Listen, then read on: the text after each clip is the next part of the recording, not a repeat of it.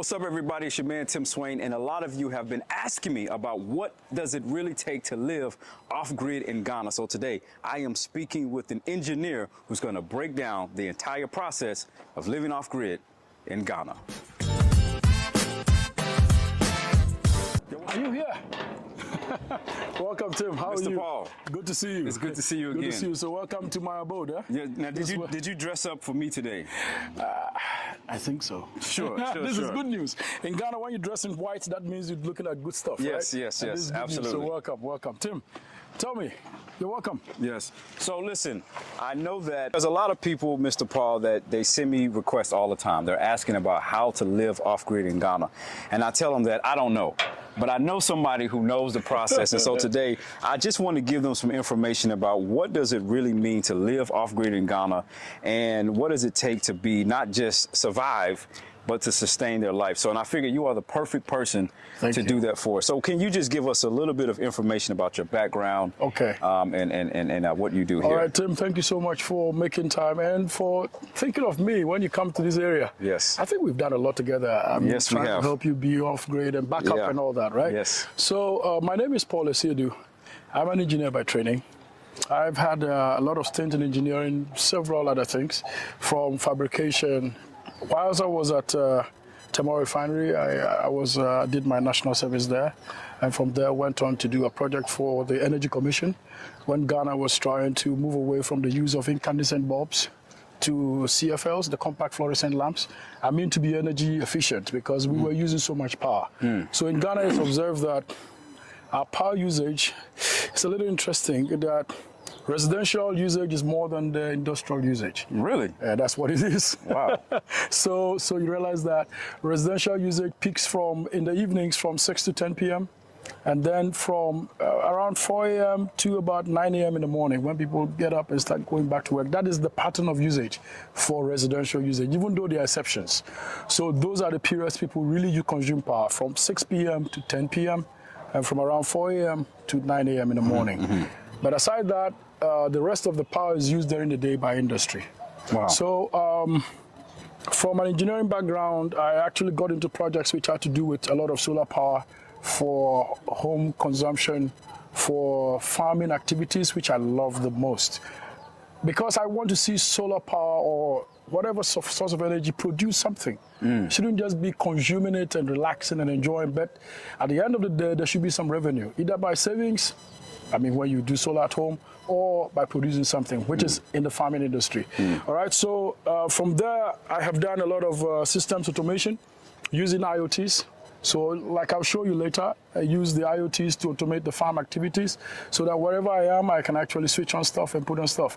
And that is also powered by reliable solar power. If you don't have solar power, you cannot do most of these things.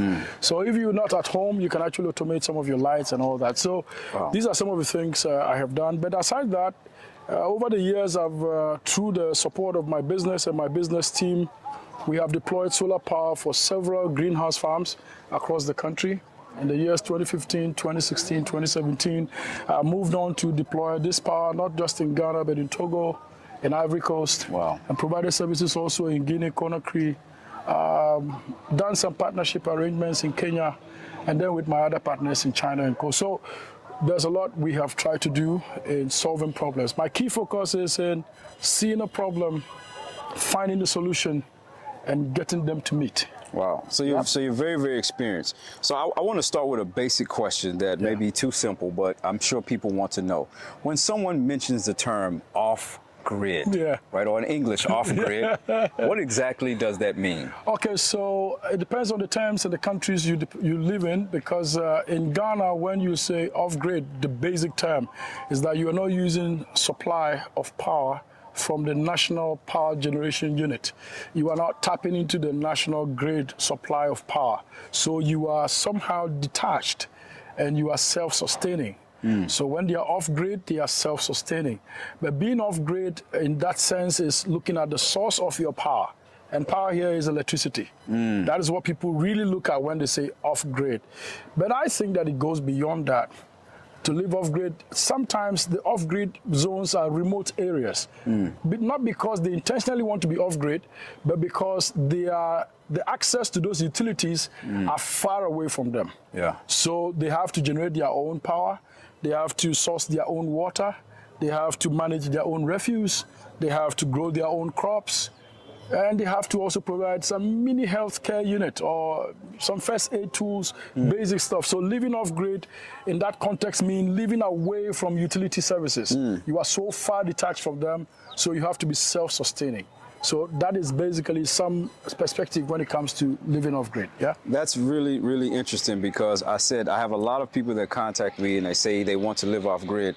And I guess that term, what they want depends on what their definition The definition is of the term is. Excellent. And I know that you have a lot of information, a wealth of information about what that means. So I would definitely like to walk through some of those points that you have for folks who are looking to live off-grid. All right, so if you want to live off-grid, there are key areas you need to look at. Your source of power and how you use the power. So let's take, for instance, in Ghana, when people tell me, oh, I need solar power, I need all that, I always ask them, tell me your lifestyle, tell me your story.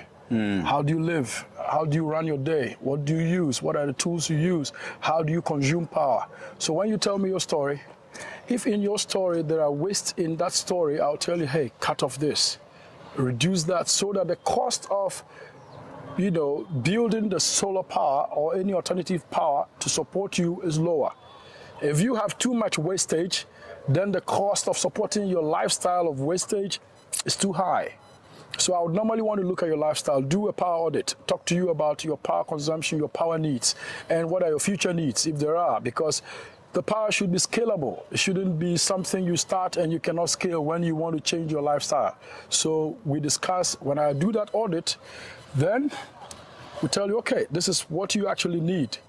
If you do A, B, C, D, you would reduce your power, and this is a solution that ties into your need. That means we build a solar power system. If you're going to do, if it's off-grid, that means you have a battery backup system. So at night, what is your lifestyle at night? There are those who want to put on air conditioners because of where they are located. There are those who don't want to do air conditioners and just need some ventilation. I can actually advise you to change your windows from sliding glass to louver blades to have at least a reasonable airflow into your house. You probably want to do some fans and extractors. Even when you do a high volume roof, you need to have vents to take the trapped heat inside out during the evening. Otherwise, in the evening, that heat emanates into the room and makes the place hot. So you want to be able to audit your life well, what really it is that you need and what you don't need, so that the essentials is what you power. So some people they store a lot of food. So that means refrigeration is critical. So that means you need to give them power 24/7. So when we do an audit of your life, then we are able to give you the power that supports that. So you need to do an investment in renewable energy sources. Now, when you do an investment in that will take care of your power needs to do all your basic stuff. Aside that, you need to do an investment in security. If you're living in a place where you don't have a lot of people close to you, you need to invest in some CCTV systems. And if you have a reliable power system, you are sure that will always be on. All right, you have that, and invest in a reliable internet. Reliable internet, no matter how far it is, get some internet there. Get some internet so that now you what's the purpose of that internet there? The internet there, fast, aside automating some of your activities at home, it also gives you communication. And you can also remotely view your home when you are not at home. You can remotely give instructions. You can remotely put on your lights and all that. So it would help you simulate that somebody's at home, but really you are not there. That's really You can actually give instruction to put on, some of you have Alexa and all that. You can start playing some music before you come home. All right? So people feel like you are around, but you are not really around, but that's some level of security and gives you access. So even when you are returning home, you can start putting on stuff you need. So internet is like giving you access to communicate with the rest of the world and with yourself at home. So you need to get that, your source of water. Either you go in underground to get a borehole, or you also harvest rainwater. Rainwater. So you need to invest in the quality water, quality source of water, a reliable one. So either some people live in areas where they have running water, like a stream and co. So you need to direct that water, take a part of it. If you need a license to do that, you need to do that because the water resources are under a body or under, there's Ghana Water Resource Unit within the Ministry of Natural Resources. They have that control over those things. So you need to be sure that the volume of water you're picking is licensed for that. Okay. All right. But the quality of water needs to be checked. Make sure that you have enough water. Aside that, food. When you are detached from others, your food is also very important. If you have some land, grow some food, grow some veggies. All right, in Ghana, we consume a lot of vegetables. I mean, even though it's expensive, but if you grow yours, it's cheaper. And now you can trace the source and the quality of what you're growing. Unfortunately, there are places where people grow crops and they don't care about the pesticide and the stuff they use. So if you're going to live off-grid and live sustainably without moving in and out regularly to buy vegetables because they can't stay so long in the fridge and all that, please then invest in growing your own food. I'll show you an example when we get in there. Absolutely. I mean, there are some great examples that you've shown us off camera, so I'm looking forward to showing people some of the cool stuff that you have here. So then you have to use energy efficient appliances. So that's why I said the energy audit will look at the things you use. Try and get very energy efficient appliances.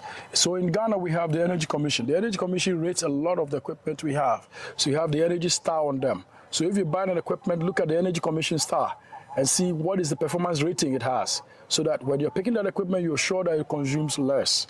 So I would recommend that you look at energy efficient appliances. Don't just buy an equipment because it looks beautiful, it looks good. Look at the source, look at the power consumption, look at the energy rating so that it will still do the function, but at a very lower cost. It's important to use energy efficient appliances. Now you invest in a composting system to manage your kitchen waste and other waste. Now, for the sewage, I would recommend you use a biodigester system. The biodigester system helps you to, digest that waste with the help of these bacteria and all that, and then the rest of the waste is just water. And so the frequency of having a sewage machine coming to suck up your waste and all that is lowered. It actually is almost non-existent because that system doesn't need that. So because you're off-grid, sometimes if you're off-grid and you built a regular sock-away system, a regular sewage system, in Ghana, our sewage system is not centralized. Like in some other countries where they have sewage treatment and all that. Here we have a big manhole dug in, and you have several stages and several chambers for taking out the sludge and taking the liquid somewhere else. But when you do a biodigester system, it's able to you have the bacteria and co breaking down the sludge, making it almost zero, and then the wastewater goes. Now, what that does for you is that you save on the cost of bringing in a truck to come and suck up your sewage. You see, when you are so detached from town, the cost of doing that is higher because they will charge you more to come to that far away remote area. So it's always important to invest in that.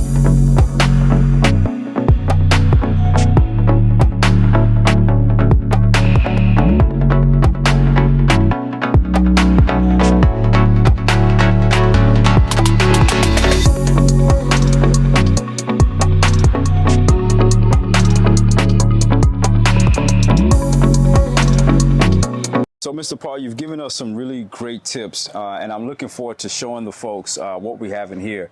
But before we get to the next tip, I have a question. You mentioned the audits and the things that people need to kind of do some of those preliminary steps with living off-grid. The second thing I want to ask is, how does a person even calculate, let's say, for example, if they want to live off-grid, let's say a 2-bedroom, I don't know the square meters, but let's say 1,500 square foot home, right? And they have the basic fans, maybe a few air conditions, and they have a refrigerator or something like that. Maybe what are some generals around how a person can calculate how much power that they need to live in a house like that? I know it's difficult based on the lack of power. We don't know what they're consuming, but how do those people make those calculations? Okay, so basically, available data shows that you need about $1,200 per kilowatt. All right, $1,200 per kilowatt to build a solar system on that rate for the generation. All right, and then you need about $800 per kilowatt hour for the storage. All right, so if you're going to look at your consumption patterns, I would normally recommend you take a look at your equipment and the rated power. The rated power audit. The rated power is what tells you the power that particular equipment consumes. All right, when we are engaging you, we engage you asking for the various items you use, how long you use them, because with that we're able to calculate total power, instantaneous power, and how long you're going to use them, which gives us your entire power consumption for the day. So your kilowatt hour for the day. Now, based on that, we're able to estimate over a period of time how much power you consume. Now, if we're going to tie in a solar system for you, the sun period in Ghana, all right, what we call the time where the sun is up reasonably for solar power generation is about 5 hours, reasonably 5 hours. Really? Actually, it's more. But we peak for 5 hours because that's where we generate between the hours of 10 to about between 10 and 2, 3 o'clock. We have one of the best generation periods. Really? But take note, because we have a lot of sunshine here, by 7 a.m. you start generating already. But your peak periods is what I'm talking about. So we work with that minimum of 5 hours, even though there are offshoots on that point. Then we design for storage. So if you are off-grid, you need storage for those times when there's no sun, all right? And then we have a period of autonomy. So if there is no power or there's no sun for a continuous number of days, take for instance, there's heavy cloud cover because we are in the rainy season where it's raining frequently and the heavy cloud cover, so your generation is not enough. So we design for some days of autonomy, where in that case, you have generated enough power and stored in your batteries to sustain you for a period of time. What it means that in those days, you have to change your lifestyle. Because then you're running on limited fuel. So you need to make sure that you lower your usage and all that. But I would always recommend design with autonomy in mind, so that if there is no sunshine, I should be able to support myself for 2-3 days. I would normally do 48 hours or 72 hours, just to keep you, because in Ghana, sunshine is free. Yeah. It comes. You see you sweating, right? Yeah. So, what I wanted to do was, I know you have a couple more points, but I wanted to walk through where we are right now. Okay. No, it's not a solar oven where we are, even though it feels like it in here. Right. But I would love to take the viewers through what you earlier you talked about being self-sustainable and having your own food source. Yeah. And so I wanted to just kind of walk through some of the things that we have in here. Okay, great. So here I have a greenhouse. So in Ghana, this is a screen house or a greenhouse. In America, greenhouses are probably glass structures and all that, completely sealed off and all. But in Ghana, because of the temperatures, we actually use side nets or the anti-insect net and then polyfilm material over the top just to make sure we don't have direct rainfalls inside. Growing in this space allows you to ensure that you don't have issues of incidence of pests. When you have less pests inside the structure attacking your crops, you use less pesticides because you're not fighting them. You're not fighting pesticides. And then when you use less pesticides, surely you would have less pesticide residue. Pesticide residue is actually ending up in your body at the end of the day. Wow. So if we are able to zero down on pesticides, then you are sure to be free from some of the related challenges that come with it. So here, what I've done here, mostly I used to grow a lot of tomatoes, cucumbers here. So you have the trellis lines. These are the trellis lines that carry all those crops. So during the COVID, when we were told not to go anywhere, this was my where. Wow. So when I move from my house, I come in here and grow the crops. And, some friends who needed some because, these are healthy stuff. Just come and pick them up and all that. So, but here we have the nursery. You can grow your crops actually on the nursery like I've done here. So on this point, I have grown lettuce. These are fresh lettuce. You have the yellow melon coming up. Now there's a particular crop. This particular one is called a bitter leaf. Bitter leaf is used for very beautiful soup, but it's quite bitter, quite bitter. Then you have your aloe vera. In some other crops, this is mint. This is mint. And then this table is where I do most of the nursery for my bigger farm. So we do the nursery here, we nest the crops here. Okay. Nest them, and then that's cucumber, and these are tomatoes. Wow. Then you have the soursop. Soursop is right there in those buckets. And you have some onions. So right here, this is a particular herb, very good. So then when you come in here, how do you water in here? Does it rainfall? Do you catch a bucket? Oh, okay, good. For this particular action, I think you just got to be ready because you're going to get wet. So don't go away. Right. So I just switched on the irrigation system right from my phone. So from your phone? From my phone. So like I said, wow. You can automate all these processes and control them from anywhere in the world. So right from my phone, I'm able to water the crops. So from anywhere I am, and actually this has been scheduled. I don't need to do this often because I already programmed it and scheduled at particular times they need to water the crops. And so I don't need to be here for that to happen. Wow. Yeah. All from your phone? Yeah, all from my phone. So I just put it off now. Wow. So you can be sure that these crops will grow and I can always harvest to enjoy. So I built a new system for irrigation. We're going to be transplanting some of these crops here. I want to grow them on this suspended platform to make sure that they have no contact with the ground and keep it as neat as possible. And this is also one of the kind of things that you can do from your phone. Oh, yes. These are stuff I do. So even the structure we build these structures too. We install them, we fabricate some of them here, and we build them for people. So if you come into Ghana and you're looking at building a small garden or having a backyard garden, a greenhouse structure, you can talk to me. Wow, so you help with the consultation, helping people assess doing a lifestyle audit. Excellent. And finding out exactly what they need. Exactly what you need, and we can always tie you in, link you to the market, link you to who you need to know, and that which we provide will support you. Wow, and this is also the kind of the electronic watering thing. Yeah, automation. The automation. Completely automation, and then you can easily irrigate. Listen, Mr. Paul, that was incredible. I mean, it's just a mixture of using contemporary technology with traditional methods of being sustainable. And I hear that you have some more great points. So I'm looking forward to getting to the other ones. Thank you so much. So you can invest in a solar oven or a solar BBQ. I think I have an example not too far from here. We'll be looking at that. Yeah. That's right there. You can have a solar BBQ. You can even have a solar dryer. So that structure right there is a solar dryer. Really? That structure with the extractor fans there. Wow. So I dry the fish and all that inside there. So you dry your own fish. So without using fire, well, you can have, when we smoke fish, in Ghana we smoke fish. We dry the fish, and that helps us do some nice jollof and other stuff. Jollof is something you should try when you come to Ghana. Don't miss out. If you miss out on it, I'm not sure how you live off grid. So, so you need to try jollof. But to get the fish ready, you need to dry. So solar drying is one good way to go. Solar oven is another way to go. But in Ghana, we have another beautiful fire we create. Just like your fireplace in your house, but this is done with a smaller, we call it, how do you call it? The cook stove. A small cook stove that uses charcoal. So you want to learn the traditional way of doing it. You will not use a fan to blow that. You use what we call a hand fan. All right, so you blow through it. I've seen it. So in that case, when you run out of gas, that's your alternative. If you run out of gas at any point, that's an alternative to use. And that you can also get briquettes. Briquettes are, these small stuff made out of waste, and they are smokeless. So they are smokeless charcoal. So you put it in there and you can use. So I think that's something you should look out for, having alternatives for cooking.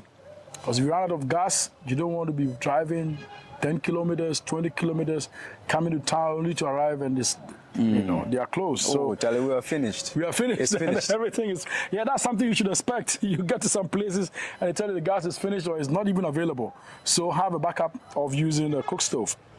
You can also use a wood stove and cook. Now invest in a grey water system. What I mean by grey water system is a recirculation water treatment system, so that you don't waste too much water. Some of you may come in with washing machines, and washing machine uses a lot of water. Yeah, so true. The little water you harvested, the little water you stored, you may spend all of them washing clothes.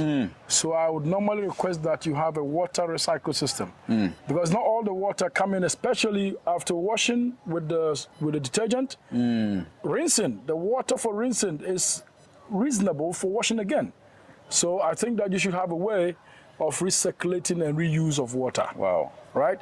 Now, some people have bought, there are different wash and basin sinks attached to the water system, such that when he washes his hand, it goes straight into the water available for flushing. Wow. So you should adapt systems that help you use water efficiently. That I would certainly recommend. Now, some of the wastewater also can be used for watering your crops from your kitchen. You can use it for watering crops and all that because they are nutrient rich. You can use it for watering your crops and all. So I would recommend that you do that. Then form linkages in your neighborhood. Your security is not just based on installing of cameras and all that. I have seen that the best security is an investment in people. Wow. People in your community. Wow. Do some people project. Have something to do with the people around you. Be nice to the people. Greet them. If you're coming in and you have some tomatoes, the next door neighbor or a squatter in the area, go give them something. Don't sit alone and fence yourself in. Your best security is in the people you live around or people who live around you. Because sometimes you're not even at home and something is happening. They are the ones who step in to help you. Yes, it's true. And sometimes they pick a signal that, oh, something is not right in the area. They tell you, hey, madam, please, when you're going, be careful because there is a hole somewhere. If you're not careful and you come in late, you will fall into that hole. You never know. In the area I used to live in, where I used to buy my fruit from, it was a lady that knew everything about everybody in the neighborhood. Yeah. So she always knew everybody's business. Everybody's so when business. I would go and buy fruit, she would just tell me, oh, this person did this. but it keeps you informed. It keeps you informed. And when somebody's in the neighborhood that shouldn't be around, she said, watch out because there's been some fruit burglaries here. So every time I buy my fruit, she would just give me it was like a report. A report. On what's happening in the neighborhood. And because probably you were nice to her. Probably. So it's important to invest in that fellowship, connect with people. Don't just be detached and find a local church. If you are in a Christian fellowship, find a local church. Be part of the activities. Some people got to know you, you got to know them. So in the case of emergencies, you have somebody to fall on. You may have a personal crisis and you need help. You should be able to call on someone because you may not get an ambulance to drive because in Ghana we have what we call the one district, one ambulance and all that, but you'll be sure that they don't all function as well as you'd want it. So invest in your relationship with people when you are here. Wow. Our people are nice, they are very kind, they need to know you also care. Wow. So connect with them, you can always call them for backup. Also invest in a small first aid kit. Have a small first aid kit. So this was the solar BBQ. Yeah, you were talking about. Yeah, wow, it looks like something from outer space, yeah, right? It does. So how does this thing work? All right. So basically, you have the grill net here. Wow. You can feel it. It's warm. Touch it. Hey, sorry. It is a little warm. It's okay. It's a little warm. It's hot. It's hot. Now that means it's been heating up. Yeah. All right. So sorry about that. I should have told you. No problem. No problem. Right. It doesn't mean my hand is insulated. I feel the heat though. It's the African hand versus the Obruni hand. So what you do is you take whatever stuff you want to prepare. So mostly I use this for fish. Yeah. For chicken, you just spice it up. All right, whatever you want to do about it, and just put it inside that grill. Wow. And slot it in. Now, when you slot it in, then you just cover it nicely. Give yourself a couple of minutes, about 30 to 1 hour, it'll be ready. Really? Yep. You see how hot it was? Yeah. Even though it was open? Yeah. But when you close it,